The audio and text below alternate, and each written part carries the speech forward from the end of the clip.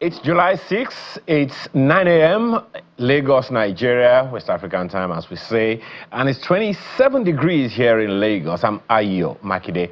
Welcome to Sunrise Daily.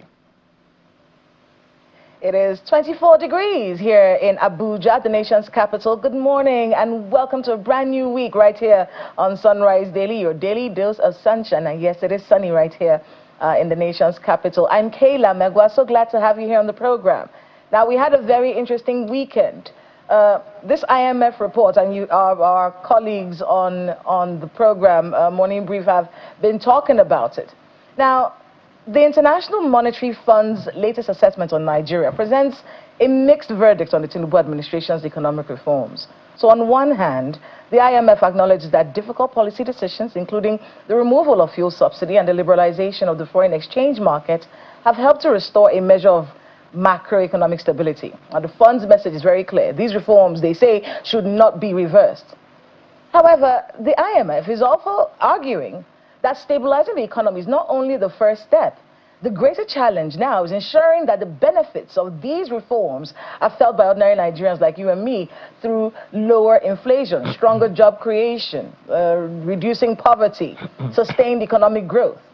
Now, one issue that's attracting attention is the claim that public spending equivalent to about 2% of Nigeria's GDP was not properly reflected in government accounts. It's important, however, to clarify that the 2% figure does not appear directly in IMF's published Article 4 staff report. Instead, it was disclosed by the IMF's resident representative in Nigeria, Christian Ebeke, who explaining the report's findings after its release. According to him, he said the fund estimates that expenditure amounting to roughly 2% of the GDP was not reported in the government's fiscal accounts and should be properly recorded to eliminate statistical discrepancies. So these discrepancies are the crux of the conversation that we're all having. And I want to get what you think about this. Discrepancies, not too long ago, we're dealing with some agency that is fictitious. What is really happening? Now, we've got the federal government's response to this issue. And even though the IMF used measured language, it does point to systemic issues that we are dealing with as a people. What are you thinking about this? First of all, I think generally we know that governments generally all over the world are poor when it comes to communication or communicating with their people. It is the reason that most young people in various parts of the world, the US, Egypt, you name the country, they always have one issue or the other with government information or any information that is coming from government. What I usually like to do is recognize that those people in government, they are also fellow citizens like I am. And we have had situations, Kayla, where some people who were complaining, when they got into power, they were doing the exact same thing. So yes, it is systemic. You also cited referenced the issue of the unexistence, or rather, I don't even know if we should be calling it a ghost agency now. But what is interesting is that the Presidential Economic Advisory Council under the Buhari administration, I'm not sure that team still exists. Maybe that is a gap that the government needs to address, and they will have to speak to it. To the substantive issue of IMF, it is also good to know that the Minister of Finance and Coordinating Minister of the Economy has also spoken. In fact, he put the statement out on his own X handle. One of the things he says is that one of the most significant admissions that he made is that Nigeria still operates multiple fiscal reporting channels, and the federal government, the president in particular, is working towards a single harmonized framework. Now, in a way, that indirectly accepts that the current system can create confusion, even if the government insists nothing unlawful occurred. He also quoted, some laws, section 80 to 83 and 162 of the Constitution, and it says its central claim is that all federal spending must have legislative authority, and on and on and on like that. One thing is gratifying here, Kayla. There is word put out. Hitherto, governments would be silent whenever such statements come from agencies such as, excuse me, such as the International Monetary Fund, the World Bank, you name it. So there is some communication from the Federal Ministry of Finance, at least from the federal government on the matter, and the issue is right there. Yes, there are gaps that the minister's statement did not address. For instance, is it true that up to 8 trillion naira has been spent in the way that IMF has labeled it? That's another conversation altogether to have. So maybe the minister or other agencies of government, particularly the Ministry of Information and National Orientation, would want to speak to that so that we know exactly what the issues are here and whether Nigerians really have a reason to worry. In my opinion, Kayla, I really don't see... so these issues from an organization like INEC calls to attention things that Nigerians need to pay attention to. One of the things that bothers me, Kayla, that had bothered me hitherto, is that issues are made, statements are made, we don't hear from government. Government has spoken now. We will also speak back. Is it true that 8 trillion naira, has been spent in a way that INEC, IMF has spoken about, to up to 2% of Nigeria's GDP? That's significant. So I guess it's only a matter of let's hear from the minister again, or anyone who needs to give us more information about this. I mean, it does speak to a lot of things about our government and the way this coordination is being done. Are there things slipping through the cracks? Is there carelessness going on? Is there collusion going on? There's so much that we need to understand. So yes, like you said, the IMF spoke, the minister spoke, but now there are more questions. Is this true or not? And I think in the coming days we'll be getting the response to that. However, beyond fiscal transparency, the IMF recommendations are the ones that we're looking at right now, what they're recommending.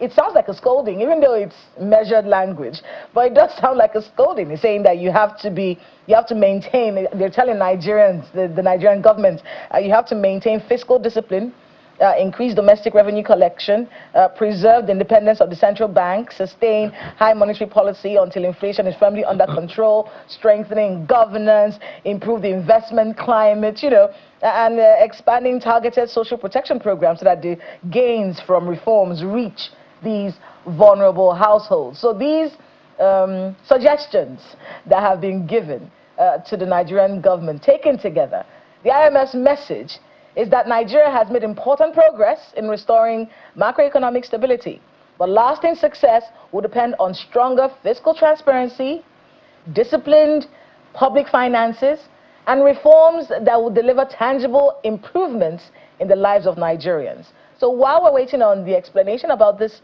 2% GDP spending that we don't quite understand what's happened with that money, there's also the advice being given by the IMF, and we of course, the economic team of the president will be speaking in a few days. We saw one come here. Mr. Fashaw was here yesterday. So we have more people who will be speaking up to explain what has happened in this regard. But that's not our first topic. Our first topic this morning has to do with voter registration. And a particular group is pushing to ensure that everybody who's turned 18 in the last 3 years takes part in this process. We're going to short break. And when we come back, I will start that conversation.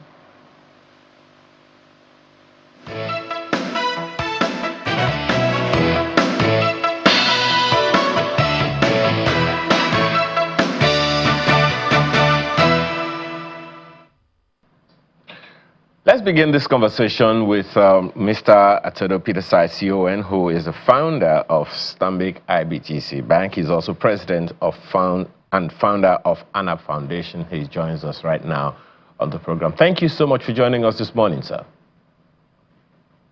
Right, team. I'm glad to be here with you. Well, everyone wants Nigeria to go forward, and we've been talking about that for a long time. And it's good that from time to time, it's recorded history that from time to time, sometimes it's the people that have to take a first step about some things. Now, the advocacy of Go Nigeria is let the young people go and register. We have been speaking about some governance issues of late. What's the significance of this call that Go Nigeria is making? and the governance issues that we have been having, this IMF matter, the agency that didn't exist or whatever. What are your thoughts, as to this connection? Okay, I think let's make it very clear that, you and I can tell, are above 21 years old. So the priority, let's always think about the future and our youth. The priority is that the young people who turned 18 now, which means that 4 years ago, they were too young to take part in elections. They were 14 then. So those who were 14, 15, 17, 18, they are our future. And I think whatever we're talking about, whatever we're doing, the important thing we have to, one of the most important things the nation has to do is to motivate that new crop of Nigerians who have become adults in a voting sense and give them make them understand they must carry out their civic duty. You see, the link to all the governance issues you say is that, with Nigeria's demography, I've said it repeatedly, if the young people between 18 and 25, or even 18 and 22, all decide to vote in one election for one candidate, be it in presidency, Senate, House of Rep, in most constituencies, their selection will win that election. You would have to do massive rigging to counter to disqualify all their votes because they are the majority. So it's important that as these young people grow up, sometimes listening to parents and adults who make things sound hopeless, that you make them realize that the future of their country is actually in their hands. And the first thing they must do is register to vote. I didn't even say vote because if you don't register to vote, you can never vote. And the deadline originally was 10th of July, Friday this week. Luckily, INEC added 2 more weeks. So the deadline is now Friday, 24th July. So in a way, I'm happy that there was a deadline extension because, many people leave things to the last minute. And so it's important that we want to go Nigeria. We want to use this period to sensitize more and more of the young people, and including, of course, the people who never registered. But this is your last chance. Also, we complain about voter turnout. Voter turnout it's all those things come later. The first thing you must do is to register so that you are part of the Nigerians who are allowed to cast a vote and to make a choice and to determine your future. Then you can put into government people or who you think will deliver your aspirations and all that. But if you miss the first step and you don't register, you're out of it. Now, perhaps one of the reasons a number of young people haven't really been, even those who have their voter cards, haven't been joining the process is because they believe that their vote simply doesn't matter anymore. What would you say to them? If the votes, you cannot say two things at the same time. People say votes don't matter. At the same time, people complain that political parties are buying votes. If votes don't matter, why is anybody buying the votes? Of course, votes matter. In fact, the larger the number of voters that turn out, the more difficult it is to rig an election. Again, the larger the number of voters that turn out, the more money that you have to spend if you're trying to buy votes, because you may just be overwhelmed. So please, let's dispel all those myths. If votes don't matter, nobody will campaign. Nobody would even bother to speak to you. I guess we have to find a way to get the youths to see that. And talking about youths, the Go Nigeria campaign seems to focus a little more heavier on university campuses. But of course, you know that millions of young Nigerians are artisans, traders, and a good number of them live in rural communities. How are you ensuring that they are not also left behind? No, we use even first of all, Go Nigeria began 4 years ago, so this is not new. We use every means possible, and let me tell you the most important instrument that's often not remembered is simply, word of mouth. See, you've got to train the trainer. Before the last elections, we sensitized many young people And they were the ones that went out to convince their colleagues, relying largely word of mouth. Of course, there was social media. Of course, there was use of the radio. We use every channel. Even this program we're doing now is partly because Channels TV through Sunrise believes in the whole effort we're doing. Because, I mean, why would you even discuss this subject? It's because you know it's important to Nigeria. So the point I'm making is that forget about whether we go to some campuses. That's just one of a multitude of ways. Social media, I will confess, is very important for reaching young people. So is the radio, and I said word of mouth. The more young people you mobilize and convince, and the more they go out to convince other young people, they will do a better job of convincing other young people than I can. So we always have young people who are committed, and we use them to amplify the messaging all the time. Okay. Well, sir, historically, the voter, the percentage of people that vote during particularly general elections has trailed over time. The worst of the issues is always the local government elections. The last time, I think it was about 16% of the voting population or so. But hitherto, even the previous ones went as far as low as maybe 11 or even 10% of the voting population previously. In the general elections, even the numbers, weren't so impressive, even though the number of voters, they increased. So how do we measure the success of this campaign, for instance? Is it in the number of new registrations or in the number of people that come out to vote? What are your thoughts on that?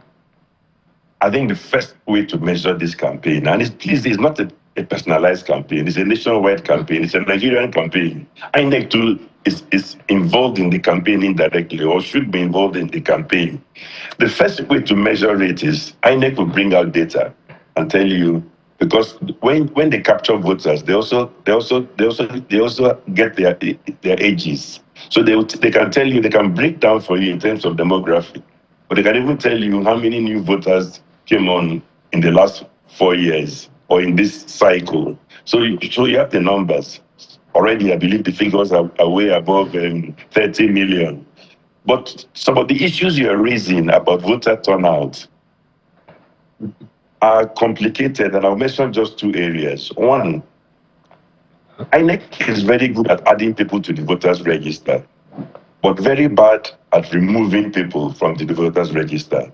So that people have been to vote, including myself, and you've seen on the register people who died 2 years ago, who died 3 years ago. But please don't laugh or don't criticize INEC too easily. It's actually very complicated in a country like Nigeria to know who is alive and who is dead. So I think they err on the side of keeping people on the register until the evidence that they are fast on is 100% or beyond reasonable doubt. That's number one. So that the voter register keeps swelling, add new people, but those who should be removed are not always being removed. The second thing also, and it happened in the previous election, perhaps I should ask you, did you hear about stories about these PVCs, voter cards, large batches of them being buried somewhere, being kept, so that the owners wouldn't collect them? Yeah, that is systemic. And let me explain, because it is, in a way, I'm happy you raised it. It has nothing to do with the efforts to register now, but it's a problem that we must call out INEC on. Why would anybody bury voters' cards? I said it's systemic because it was done willfully. Think about it. In Nigeria, you and I can identify people in terms of where they come from. Over half the Nigerians, you and I can identify them in terms of where they come from by their surnames. Invariably, if somebody's name is Oluwole, he's from the southwest. His name is Ogereke, from the southeast. So INEC staff can willfully pack voters' cards with surnames that they don't fancy and bury them, thereby making it impossible for the owners of those voters' cards to vote. And that's one of the things that we must fight after this deadline. If somebody has registered and he's in the past he didn't have his voter's card, but he has a passport or he has the name, I think he should be allowed to vote. Because if his name would, because if he didn't collect his PVC, that should not disqualify him.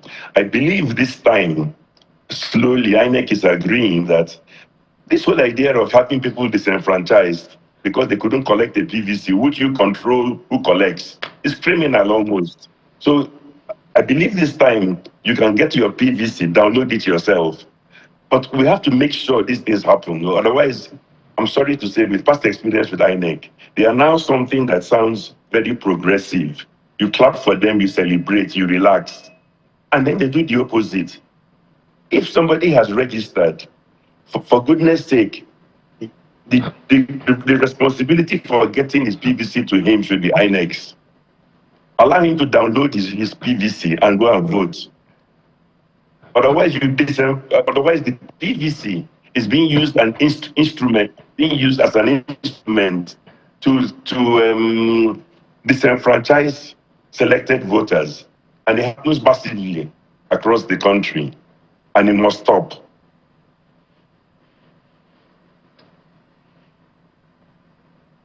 Well, you've mentioned a few things before, and one of those things is the judiciary.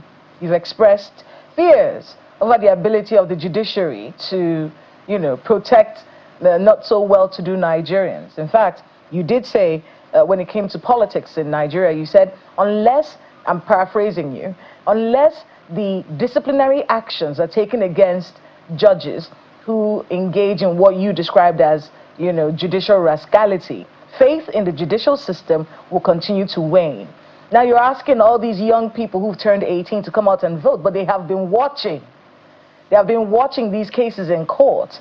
How do you think we can get young people to believe in the process and know that, listen, when these cases go to court, it is justice that is being served here? How do you think we can get that done as we're mobilizing them to come out and vote? Let me even broaden the problem. You are very correct about judicial reform being required, but we identify 4 pillars that can nullify everything we're talking about in terms of a free and fair election. One is electoral reform. I already mentioned, systemic, disappearance of voters' cards, people being disenfranchised en masse, and all sorts of things on election day. 2, judicial reform that you mentioned. 3 is insecurity. If people believe that on the election day, they come out, there are gunshots and there's violence everywhere. Nobody wants to come out and die. So there's the issue of insecurity, and there's 4, freedom of speech. You cannot have a democracy where people are locked up endlessly for one reason or the other, where the process is, this is now coming back to judiciary. You asked me the question about judiciary. I will bring you an example that comes to mind that for me is a national scandal. A national scandal. Take the situation of Nasiru El-Rufai, who was granted bail.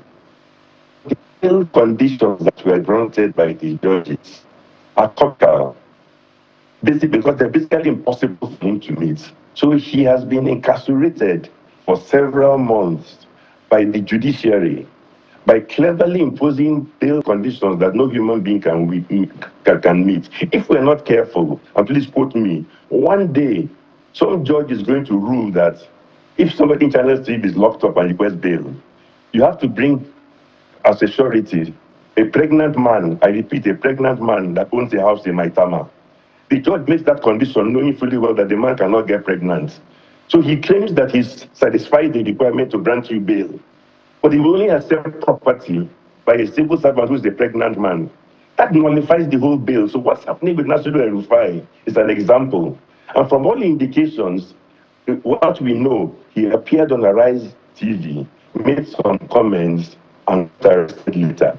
So freedom of speech is also important, because we can't have an election cycle where the political opponent say the wrong thing, you incarcerate them, and then you go and you ask to go to the free and fair election. You've got to give your political opponents a voice as well. And this whole idea of using bail conditions is one example in my mind of judicial rascality at the highest level. So please, these things, I said there are 4 pillars. I don't want us to spend all the time on the judiciary, because the judiciary in Nigeria, we have plenty of time to come to them after the voter registration deadline, which is July 24th. My priority now is not with the tainted judiciary, but with the young Nigerians who are innocent, who should be encouraged to come out and go and register against all obstacles and make sure they get their PVC. And please, this time to register to meet the 24th July deadline. All you have to do is to go online. If you're somebody who can go online, you go to cvr.inecnigeria.org. That is .org. I repeat, cvr.inecnigeria.org. And you can fill out everything and book an appointment for your biometrics. And then you get the deadline. So let's focus on the positives first. There will be plenty of time after 24th July to discuss judicial rascality. I bring your attention to the example of Nasir El-Rufai, where on the face of it, you will say he was granted bail. But what is the point of granting me bail if the only time I will be released if I can bring a property owned by a pregnant man? It is a troubling one, and one that we're seeing unfold right before our eyes, and before the eyes of these young people that you're asking to come out and vote. You know, the issue with our country sometimes is we can identify problems and then give advice as to what solutions can help those problems, but we never see that, you know, turn into the solution of this has come and then we've moved on. It always feels like we're circling around the same things over and over again. I'll draw your mind again to INEC. You had said recently, you had criticized how INEC has been run, the leadership of INEC over the years. Do you have more faith in Professor Joash Amupiton? Is this the INEC that will give us the free and fair elections that we should all trust? You know, yes, you're right. I've criticized INEC before, but last week I actually came out and commended INEC for extending the deadline for these young people, for everybody to register by 2 more weeks to 24th July. So let's applaud them for doing something positive, because some of us feared that INEC were in a hurry to impose a deadline, lock out all these people, and possibly reduce the number of registered voters by making sure that many of the younger ones are disenfranchised.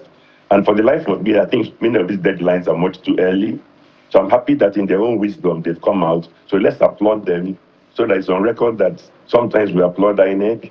It's a very good thing, because I don't see why 24th July was never feasible. 10th of July to me was too restrictive. So adding 2 more weeks is something positive. And you asked me about confidence in INEC. Confidence must be earned. It doesn't grow on trees. It's for INEC to behave in a way that inspires confidence. And the interpretation of some of the judgments that came out from, against some political parties, and their rush to interpret a few things negatively is worrisome. But I would say, hey, there's plenty of time. The jury is still out. So let's give them an opportunity. Let's focus first on making sure they don't bungle this effort to register. Let's focus on making sure that they allow these young people and anybody and everybody who wants to do so to be able to download their PVC themselves. It's no use having a national ID card, having a passport, having all those things. You register to vote and you cannot vote because INEC is hiding and buried your physical PVC somewhere in a bid to disenfranchise you. So there's plenty to talk about INEC. Again, throughout this interview, I keep bringing you back to what needs to be done in the next 2 weeks, which is let's talk about our voices between now and July 24th. Get as many as qualified to come out who are aged to come out and register. Let's at the same time discourage them by pointing out how terrible I am. So, because at the end of the day, there's only one way to change the country democratically. That's to register and vote, come out and vote for the candidate of your choice. And it's not only presidency, it's also House of Assembly, it's also House of Rep, it's also Senate, for goodness sake. So let's encourage them to focus on, to come out and register. And then we can cross the other bridges between now and election day.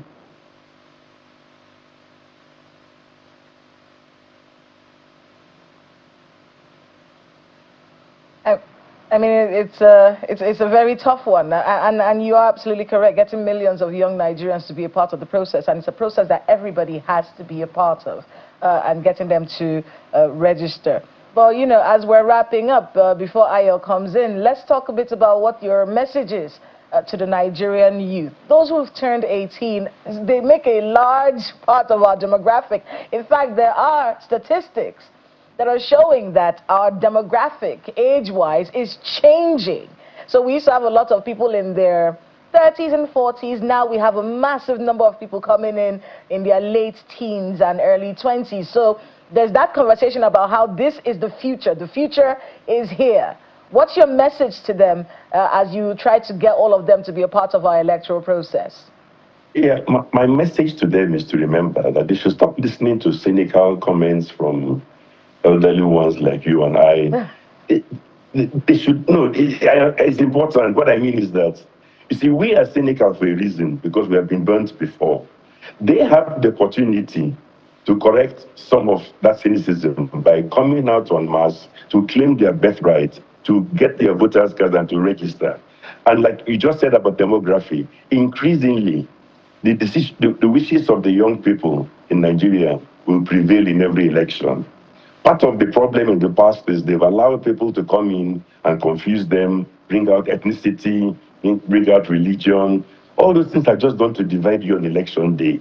So we should all decide, those of us who don't believe in such things, that each time somebody comes out in this election cycle to throw up something that will divide people and so on, and some do it cleverly. You go on a WhatsApp platform, you use an Igbo name, you abuse a Yoruba man, abuse Yorubas. Some Yorubas will now reply abusing Igbos. Let's all get above that and realize that the person doing that is called ethnic baiting. He's just trying to provoke you into reacting foolishly. And then you fall into the trap. Let's immediately shout down such people and say, we're not in this business again. We're in the business of looking out for who has the ability and the programs for number one, poverty alleviation. We want to carry millions of Nigerians out of poverty. We are now the country in the world with the largest number of poor people. Yes, absolute number of poor people were number one. More than China, more than India, because China and India have been lifting people out of poverty.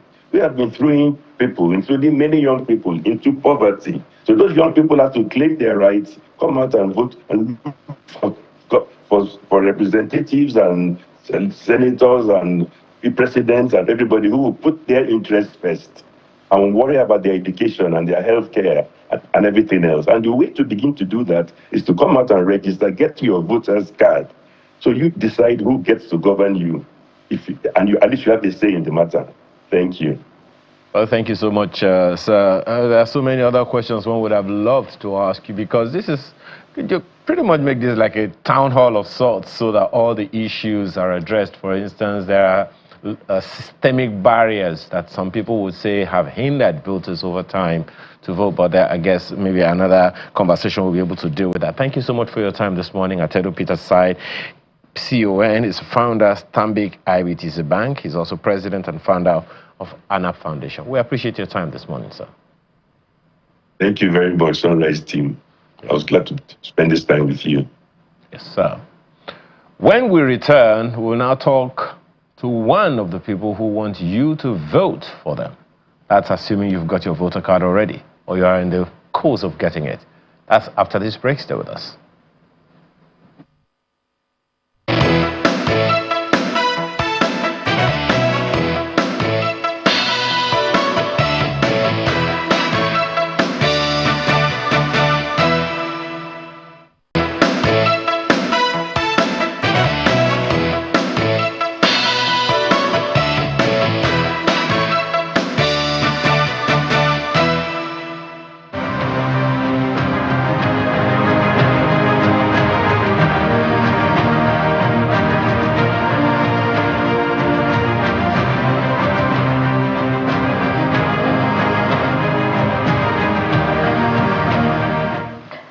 Welcome back. All right, now everyone has to be a part of the political process. And we saw that conversation with Mr. Peterside. Now that also involves getting into the ring itself. Not just voting, but being someone who wants to represent the Nigerian people. And many new faces, so many new faces are popping up, and this particular new face has got me a little worried because I like his movies, and I was wondering if this is going to be a way that we will now not see any movies from him again. Joining us this morning, Fidelis Duka, who we all know is a film producer, but he is now throwing his hat in the ring. Politician now. The NDC candidate for House of Representatives, Akpabuyo, Bakassi, and Calabar South. Yes. Thank you, Kela. Good morning. It's good to have you on the program. I have my other address. How are you going to do? Are you going to do both? Just tell me now. Are you dumping movies? No, I'm not. No. So you still be doing politics should not be a permanent job. If you look at our, just in the House of Reps and of course the Senate, they sit 3 or 4 times in a week. You are reporting that bit at a point in time. Yeah. You know that they don't sit every day. So those days you don't sit, go back to your work. People must have another address. For some of us, that's why we're getting to the play, to change this narrative that politics is a part-time job, a do-or-die affair. And that's what has caused this problem. Over the years, most of us still on the sideline, either complaining, writing, making articles, using our medium to complain about the system. However, we must get involved, and that's why I'm involved now. How has it been? Asking. A different terrain for me. Different terrain in the... I made that one, my getting involved in politics this time around is not a do or die. It's been, I'm not desperate to lead my people. I'm in the race because I want to offer quality representation. And one of the basic challenges why I even took this bold move is because of my federal constituency. Since 2002, when the Bakassi issue happened, and then by 2006 was seeded, and then we had the Greensley Agreement. If you look at the deplorable state of the Bakassi people, for everybody, I'm from Calabar South, my local government is Calabar South, but for every Calabar South indigene, we have our roots either in Bakassi or Akpabuyo. And that particular area has been so abandoned. Nigeria has forgotten them. And we've had House of Rep members who have represented us in the last 24, 28 years. Who's the representative there right now? I don't want to make it personal. But I don't want to make it personal. But his name is Honorable Joseph Bassi. What party? It's APC. And that's the funny thing about the elections. And I think we won't make that mistake this time. Why the NDC? For 2 reasons. One, I wanted a new political party. 2, I am new. 3, I think it's important that we begin to look at the smaller parties. Everybody wants a ticket on them. Look at the controversy happening with major parties now, where even some governors who won tickets have been removed. You get the point? So, not because it was easier to get the ticket on NDC. They have their own challenges too. However, I just wanted a new environment. I wanted somewhere new, and I felt that was a party I could. And it goes beyond any other issue that anybody might think. But for me, I know I represent myself, I will represent my people, and I have what it takes in the capacity, the competence, and the experience. I've been in the corporate world for several years. I've set up businesses. I've been an employer of labor for the past 30 years. Even in the States, in the last 10 years, I've had one of the foremost radio stations that have been running in the States for the past 10 years. So, of course, you mentioned film. I can take my career, the number of people I've produced, filmmakers who are big superstars today. So, I think I have, for some of us, when people see us on the other side, media people, that because we didn't get into this environment in 1999, we made that mistake, and all sorts of people got into the environment. Yeah. That's why some of us are getting involved now. We want to change that narrative. We want to be involved and also participate. Your party had a few issues, court cases, issues with factions, the party itself, and then are you an obedient? First of all, let's start from let's even get that out of the way. Are you more loyal to the NDC, or are you a follower of Peter Obi? Both. So you're both. Both. Okay. That's important. You see, for me, there must be this convergence. You cannot be an obedient without being a part of NDC, because Peter Obi is part of NDC. He represents us now at the top. He's going for the presidency. So you cannot be an obedient and say you're not NDC. So that's why I said this must be a convergence. There's even a third one, the OK movement. So you must be part of it. The entire, you see, we cannot go into the election with different, for everybody, whether you're an obedient, you're an OK movement, you are all part of the NDC. The NDC is you see, even on that day, my name will not be on the ballot. It will be the party. People will go and vote for the party on that day. So the party comes first, then all the movements, the different groups. I was listening to the Peterside. He made a very important point. The young people who are obedient today, who have been part of the obedient movement from 2023, even the last election, even I didn't contest. And I knew my role in the state beyond that. So it is not an issue of being factionalized, saying that you are obedient and not NDC. We are all one. Okay. The leadership of your party, in fact, just about the court case. Well, apart from the court case, yes. you can talk to that when you're given the answer. Yes. But your party was recently saying, that apart from this complaint about trying to move us into a one-party state, they say INEC is under a lot of pressure to deregister political parties like yours, and then the stifling of opposition in Nigeria. Where do you stand on that conversation? I've always told people that we will not have one party on the ballot. The opposition will be on the ballot, be it NDC, ADC, Action Congress. All the parties will be on the ballot. These challenges are just hidden challenges that will happen. They will definitely happen. And I'll come back to the court cases. When you look at the issue of the last court judgment that was gotten on the 26th of June rather, it's quite funny. When you look at the issues, I think we've addressed the issue, the national leader of the party, the national secretary, everybody has addressed the issues. The PMP that went to court to challenge the issue. About the logo? The logo is quite funny. Is it? Yes, I'll tell you why. They applied to INEC. They were not registered. Automatically, they were not there. When this case came up, they were not a part to the case. We knew the parts of the case. It was INEC and the NDC. The NDC went to court, and the court gave a judgment. Even before the NDC went there, you will recall that even the APC, the ruling party, had gone to INEC to complain about the same logo. That the logo looks similar. That you have the NDC logo, which has the victory sign, and there's also a hand carrying a broom.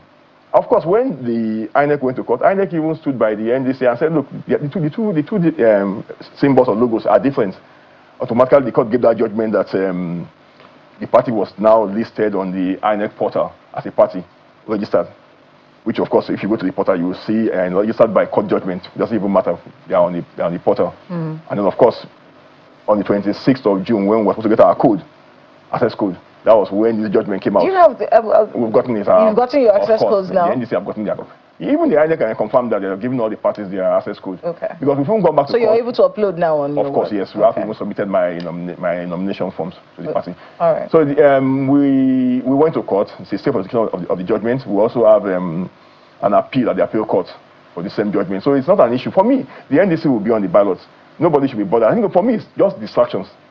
I told a couple of my colleagues who are also candidates of the party that, look, what is happening now is basically distraction. And you should expect that the ruling party will not sit with their failures. Let's be very sincere. They have failed. Look at this morning. We had the IMF report. How can you spend beyond the budget? 8.3 trillion. How can you? Well, my colleague in Lagos has a few questions for you. Go ahead, Ayo. Well, thank you, Kayla. You know, professionally, those of us in this industry, we call ourselves by first name. Ordinarily, professionally, I should be calling you Fidelis, but now I have to call you Mr. Duka because soon you will become, if you are elected, you become honorable. So, and I can't just say, you know. So, that's on the one side. The issue for me here is you've talked about the newer parties, they need to give them some visibility and all of that. But it would seem like a few of these political parties, the ones we are hearing their voices now, they are all because of one individual's movement. When Mr. Peter Obi went to the Labour Party, it had a lot more traction than it has ever had. We knew the Labour Party was active because it was the platform upon which Governor Mimiko came into office earlier on in this Fourth Republic. Then he went to the ADC, which had existed before then as well, but largely unknown, even though they had a member of the House of Representatives, you know, on their platform. And now the NDC, which has just been recently registered, and here we are, even with all the court cases and all of that still ongoing. So sometimes people wonder whether these political parties have any agenda different from just getting people into office just getting into power so that they can get some money from the people that they sponsor into the offices, House of Reps, House of Assembly, presidency, you name it. What are your thoughts on that? Because for anyone to choose to vote the NDC, they should know the NDC, but hitherto, it's almost like it never existed. Okay, let me quickly respond to that. Political parties are made up of individuals. No political party can act in isolation. I recall in 2013, 2014, when the APC was formed, 5 governors from the PDP, led by the candidate of the ADC today, Atiku Abubakar, moved into the APC and, of course, joined the president's group, and it became a major force with, of course, the people from. See, for any political party, every movement, Peter Obi moved in, Kwankwaso moved in, NDC became a viable force. The same thing with the ADC.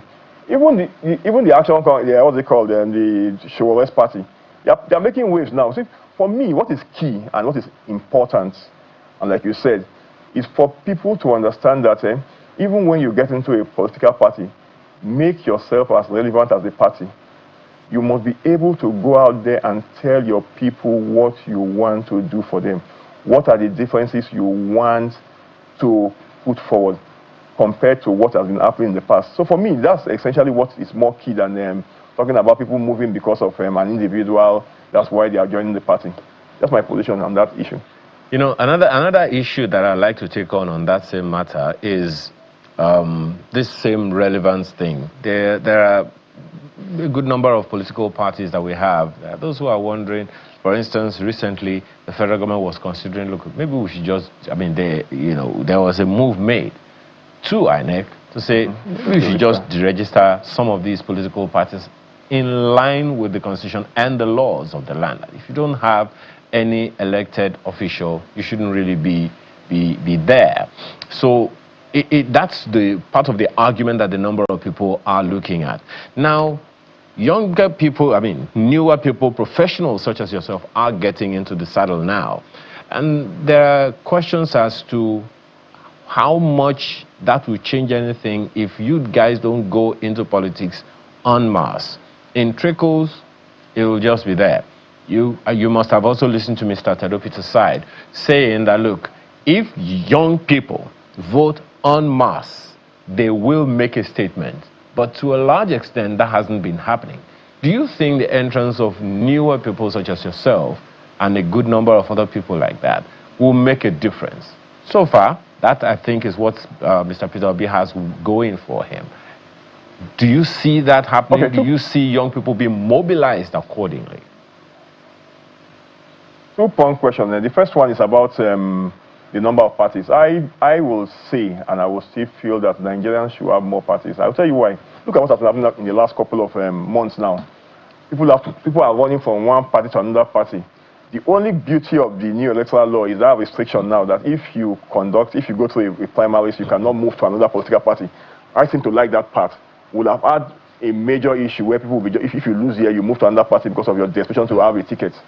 So I think the number of parties is not even the issue. At the end of the day, even with the number of parties, we saw the election that happened in Ekiti recently. How many of the parties were on the ballot? Most of them didn't have candidates. So it's not even an issue. So you give people a right to, people have even asking for independent candidacy. If there were many more people who would have even, like you mentioned, ventured into this race. Then the second part about young people. Young people, of course, is very important. And the beauty of it is this new extension and the new arrangement. One of the biggest challenges we faced with the CVR that's been going on, the continuous that has been going on, even in my state, in Bakassi and my further constituency, is the challenge of network. People go to the INEC limited INEC equipment to work with. They have limited ones. They have only 2 or 3 systems to work with, and you find it very difficult for them to register people. You have close to 1,000 people in a day, and then you can't register more than 200 because of the time and the number of equipments. Now, with the new arrangement, now where people can go online personally and do their, you will see more young people go out there. What we need to do is to sensitize them. We, the candidates, is our job beyond INEC to also go out there and tell more people to vote. We are doing that already in Cross River State, in my constituency, going door to door, meeting young people, going to the schools and telling them, look, you have to go out there, and register. You can do it on your own, on your phone, on your laptop, on your iPad, and of course, just go and do your biometrics. So I think I must commend INEC for this initiative.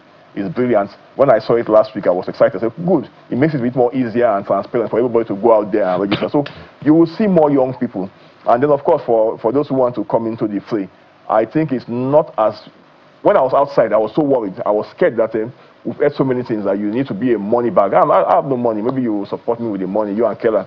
I don't have money. We are just journalists and professionals, filmmakers. I was actually going to ask you if you've been following the recent elections and the complaints about vote buying and selling. It must happen. So, you know, with systematic poverty, and this was the issue. Just captured it, yeah. Yes, with systematic poverty, it's weaponized in many areas, and people have no choice. Or they have a choice, but they just won't make that choice. They won't make the right choices because they are hungry, you know. So it doesn't justify their behavior, but it's a weapon. It's being used. How? And this is going on. Whether people want to admit that it's going on or not, they have to realize that this is fact. How do you, as a party that is full of ideologies and, you know, thinking about and not going to share money, you know, how are you going to beat that that machinery that's been going on for a while? One, let's differentiate vote buying and funding an election campaign. And I will address the issue of vote buying. Even vote buying under the law is criminal. We expect that the security agencies and law enforcement agencies should be able to apprehend those. We saw it in Nekisi, the last election in Nekisi. It happened.